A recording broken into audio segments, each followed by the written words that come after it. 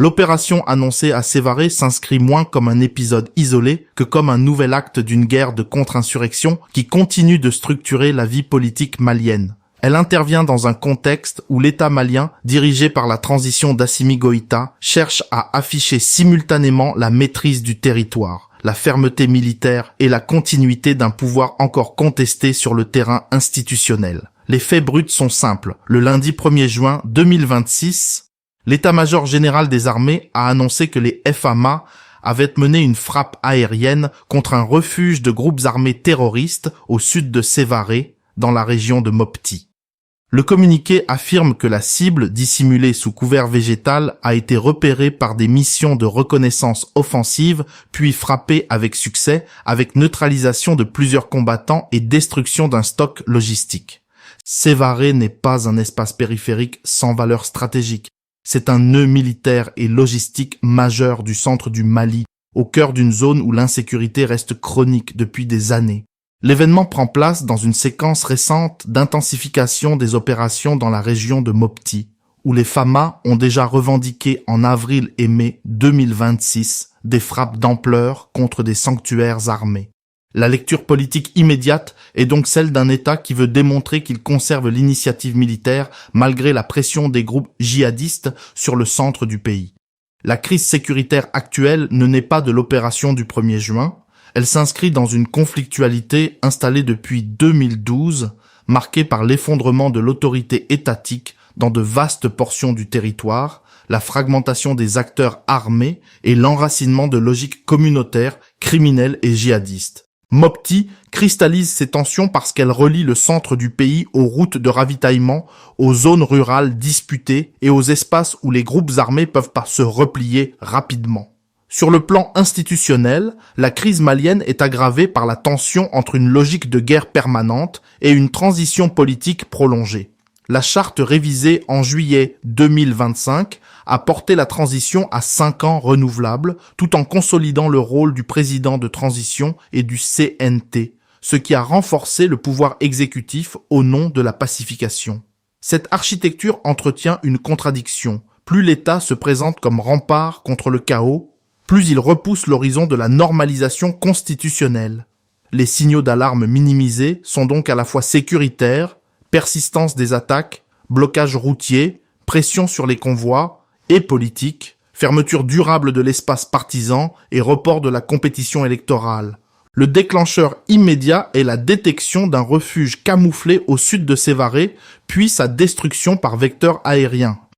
Il ne s'agit pas d'un basculement stratégique majeur en soi, mais d'un moment où l'armée choisit de capitaliser sur une fenêtre opérationnelle favorable pour produire un message de puissance.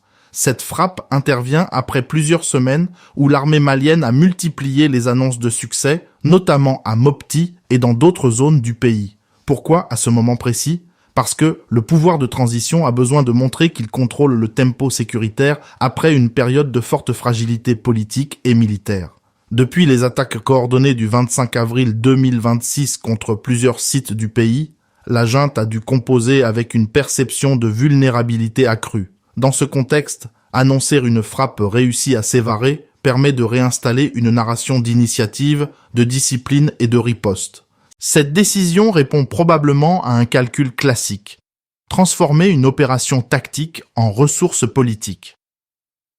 La légitimité constitutionnelle de la transition repose formellement sur les textes adoptés par les autorités de transition, mais elle demeure fragile aux yeux d'une partie des acteurs politiques et de l'opinion, surtout depuis l'allongement du mandat et la contestation de la normalisation électorale. À l'inverse, la légitimité populaire et militante du pouvoir s'appuie sur un argument plus robuste dans le contexte malien.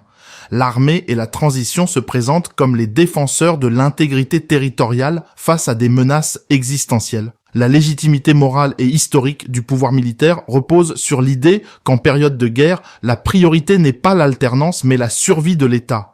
Cette lecture est puissante, mais elle est aussi contestée, car elle peut devenir un instrument de prolongation indéfinie du fait militaire au pouvoir. En face, les groupes armés ne disposent pas d'une légitimité constitutionnelle, mais ils cherchent parfois à capter des ressources de légitimité locale ou communautaire en se présentant comme protecteurs, vengeurs ou remparts contre l'abandon. Cette concurrence des légitimités explique pourquoi la bataille est autant narrative que militaire. L'enjeu économique est central. Le centre et l'ouest du Mali sont traversés par des routes vitales pour les approvisionnements, notamment en carburant, et les attaques contre les convois ont aggravé la vulnérabilité logistique du pays. La guerre contre les groupes armés n'est donc pas seulement territoriale, elle est aussi une lutte pour la circulation des biens, du carburant et des recettes fiscales. Quand l'armée détruit un dépôt logistique d'un groupe armé, elle frappe une capacité opérationnelle, mais elle communique aussi sur sa volonté de sécuriser l'économie de guerre adverse. Sur le plan géopolitique, le Mali s'inscrit dans un environnement où les relations avec les partenaires occidentaux sont distendues, tandis que la coopération sécuritaire avec la Russie et l'usage d'alliés militaires extérieurs restent des éléments structurants du dispositif de transition. Les pressions du FMI, des bailleurs ou des partenaires bilatéraux ne sont pas visibles dans le communiqué de Sévaré, mais elles pèsent indirectement sur la capacité de l'État à financer l'effort de guerre, les infrastructures et la stabilisation. La logique actuelle semble être celle d'un pouvoir qui privilégie la souveraineté sécuritaire, quitte à assumer un coût diplomatique et économique élevé. Du côté du pouvoir, la réaction attendue consiste à amplifier l'image d'une armée offensive, professionnelle et déterminée. Le communiqué reprend précisément ce registre en saluant le professionnalisme et l'engagement des FAMA. C'est une séquence de consolidation symbolique. L'état-major transforme une frappe localisée en démonstration de compétence nationale. Du côté des groupes armés, deux réponses sont plausibles. Soit ils minimisent l'impact de la frappe et cherchent à maintenir la pression sur les axes routiers et les villages, soit ils répliquent par des attaques asymétriques ailleurs pour casser l'effet de propagande de l'armée. L'opinion publique, elle, reste probablement ambivalente, soutient à l'armée lorsqu'elle frappe les sanctuaires, mais fatigue profonde face à la persistance de l'insécurité et au sentiment que la guerre dure sans issue claire. Le rapport de force post-crise est donc surtout discursif, avec un pouvoir qui tente de reconquérir l'initiative symbolique. Le cœur juridique de la crise malienne ne réside pas dans la frappe elle-même, mais dans le cadre politique global qui l'entoure.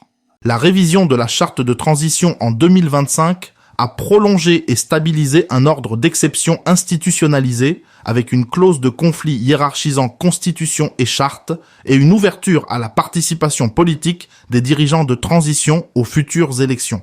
Cette architecture crée une zone grise où l'état d'urgence sécuritaire peut justifier la prolongation de l'exception politique. Les arbitres institutionnels sont faibles ou étroitement intégrés à la transition, ce qui réduit leur capacité à imposer un contre-pouvoir effectif.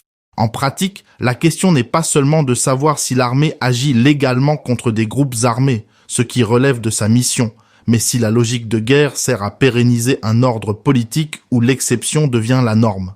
C'est là que se situe la principale ambiguïté juridique.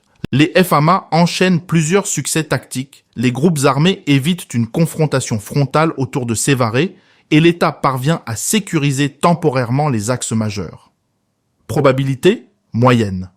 Indicateur à surveiller. Baisse des attaques sur les routes, reprise des circulations logistiques, ton du discours militaire. Les groupes armés répliquent par des attaques coordonnées dans le centre ou sur les corridors économiques, tandis que l'armée intensifie les frappes aériennes. Probabilité élevée. Indicateur à surveiller, multiplication des revendications djihadistes, hausse des embuscades, nouvelles alertes sur les convois de carburant. La pression militaire se combine à une crise politique interne plus aiguë, avec perte de confiance dans la transition, fragmentation des soutiens et extension des zones incontrôlées. Probabilité faible à moyenne, mais non négligeable. Indicateurs à surveiller, contestation urbaine, tension au sein de l'appareil sécuritaire, aggravation du blocage économique. Cette situation rappelle certaines cohabitations de fait entre pouvoir militaire et conflits armés prolongés en Afrique, où la centralité de la sécurité repousse la normalisation politique. Elle évoque aussi, par certains traits, les logiques de concentration du pouvoir observées dans d'autres régimes de guerre, où l'argument de la survie nationale sert à suspendre la promesse de retour rapide aux civils. La comparaison avec la relation Poutine-Medvedev serait toutefois trompeuse si elle suggérait une simple alternance contrôlée. Au Mali, La contrainte djihadiste et la fragmentation territoriale sont beaucoup plus structurantes. La vraie comparaison utile est celle des transitions sécuritaires qui s'auto-justifient par leur propre inachèvement.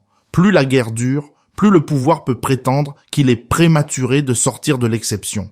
Cette dynamique n'est pas propre au Mali, mais elle y est particulièrement visible. L'information disponible provient surtout du communiqué militaire et de reprises médiatiques de l'annonce, ce qui impose une prudence méthodologique sur le bilan exact, la nature des cibles et l'ampleur réelle des pertes adverses. Les communiqués de guerre ont toujours une fonction de communication, et les chiffres de neutralisation ne sont pas immédiatement vérifiables indépendamment. Il existe donc un biais structurel pro-institutionnel dans les sources disponibles. Il manque aussi des éléments essentiels, localisation précise de la frappe, identité du groupe visé, éventuelles victimes civiles et évaluation indépendante de l'impact opérationnel à moyen terme. Sans ces données, l'analyse doit rester fermement séparée entre les faits annoncés, les interprétations politiques et les hypothèses stratégiques.